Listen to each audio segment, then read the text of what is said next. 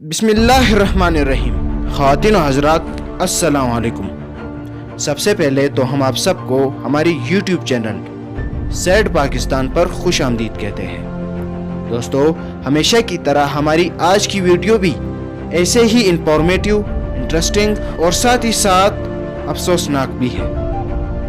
دوستو، ویڈیو کی ٹائٹل دیکھ کر آپ بخوبی سمجھ چکے ہوں گے کہ آج کی ویڈیو کس چیز کے بارے میں ہے۔ جی ہاں، آج کی ہماری یہ ویڈیو پب جی گیم کے پیچھے چھپے اہم رازوں کے بارے میں ہے، جس کے بارے میں شاید آپ پہلے نہیں جانتے تھے۔ آپ شاید یہ بھی نہیں جانتے تھے کہ پب جی کارپوریشن نے انسانیت کے خلاف اور اسلام کے خلاف آج جو نیا قدم اٹھایا ہے وہ کس قدر خطرناک اور افسوسناک ہے۔ دوستو، ویڈیو شروع کرنے سے پہلے اگر آپ ہمارے یوٹیوب چینل پہ نئے ہیں تو اس کو سبسکرائب کریں، لائک کریں، شیئر کریں اور ساتھ ہی ساتھ میں بیل کے آئیکن کو بھی ضرور کلک کریں۔ دوستو، کیا آپ جانتے ہیں کہ اس وقت پب جی گیم دنیا کا چوتھا سب سے بڑا اور سب سے کھیلا جانے والا گیم ہے، جسے کم از کم روزانہ کی بنیاد پر 27 کروڑ لوگ کھیلتے ہیں۔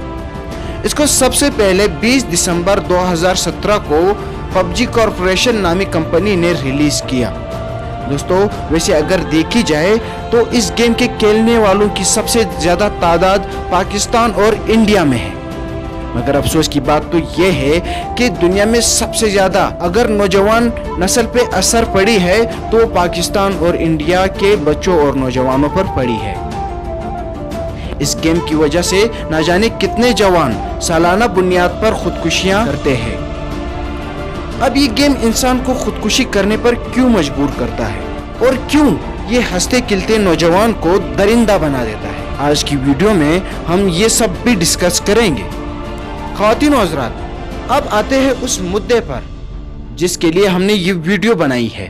دوستو، آج کی خبر کے مطابق پب جی کارپوریشن، جو کہ پب جی گیم کو چلانے والی کمپنی ہے، اس نے گلوبل چیمپئن شپ کے آغاز کے لیے کم از کم 32 کروڑ 7 لاکھ سے زائد کے انعامات جاری کیے ہیں۔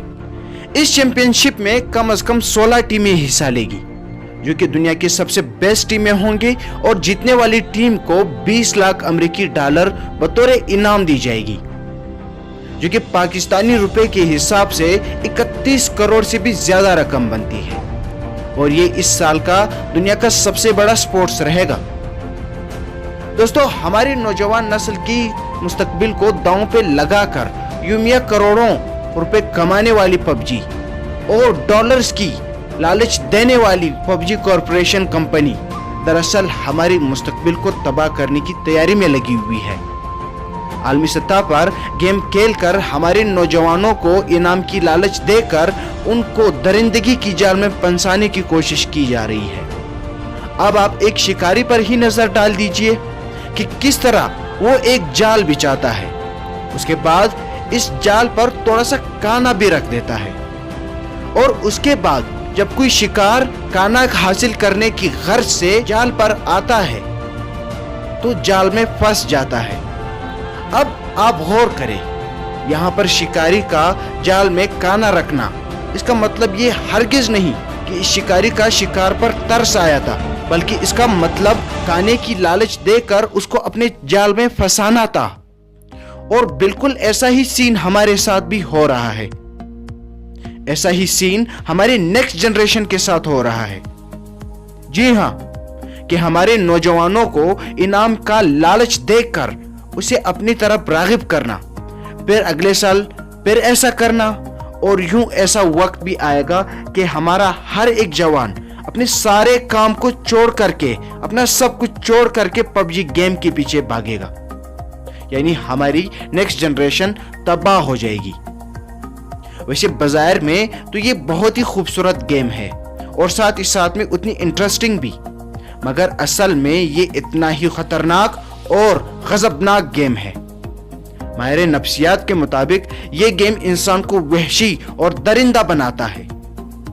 اس گیم میں بار بار ایک ہی ایکسرسائز کرائی جاتی ہے، یعنی مارنا، خون بہانا، قتل عام کرنا۔